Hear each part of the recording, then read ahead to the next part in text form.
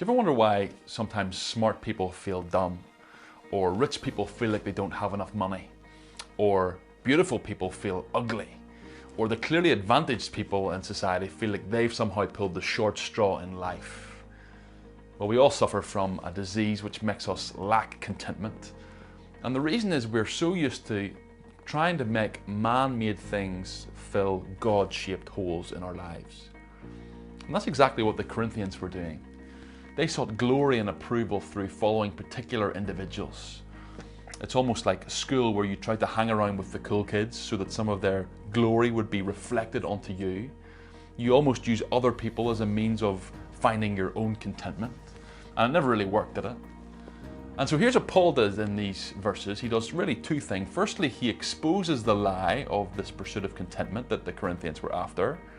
And secondly, he reveals the truth about where true contentment is found. Firstly, he exposes the lie. Look at verse 18 to 20 with me. Let no one deceive himself. If anyone among you thinks that he is wise in this age, let him become a fool that he may become wise. For the wisdom of this world is folly with God, for it is written, He catches the wise in their craftiness. What was it that the Corinthians worshipped? They worshipped the idea of having wisdom. And so that's why they followed and idolized particular people, because they were seen to be the ones who had all the wisdom. But Paul asks, why do you idolize these guys? Because they seem wise? Don't you know that their wisdom when compared to God's wisdom is ultimately folly?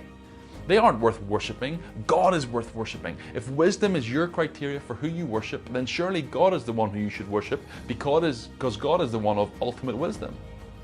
And that logic could apply to any of the things that we find ourselves worshipping and looking for as a means of our contentment. What's your criteria for the things that you worship? Perhaps you're looking for security.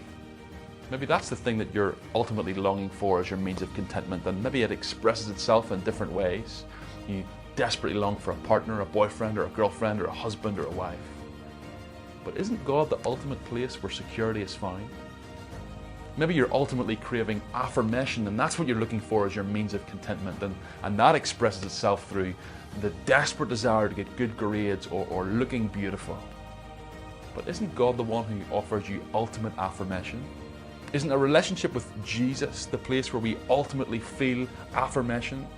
The very one who knows the worst about us yet still loves us the most? And that's effectively what Paul goes on to say in part 2. After exposing the lie, he reveals the truth about contentment. Look at verses 21 and 22. He says this, So let no one boast in men, for all things are yours, whether Paul or Apollos or Cephas or the world or life or death or the present or the future, all are yours, and you are Christ's, and Christ is God's. Paul says, as a Christian, you already have everything that you're looking for in Christ. Every idol that you pursue is a counterfeit, and the benefit that you think you're getting from that idol, you already have through your relationship with Christ.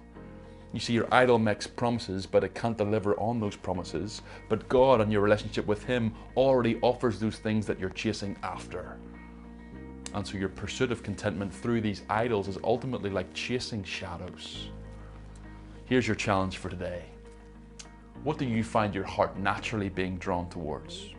Money? Success? Power? Popularity? As you scratch beneath the surface, identify what is it that your heart is really longing for in this pursuit? And then ask yourself this, how is it that a relationship with Jesus Christ is actually the very thing that offers me this in abundance?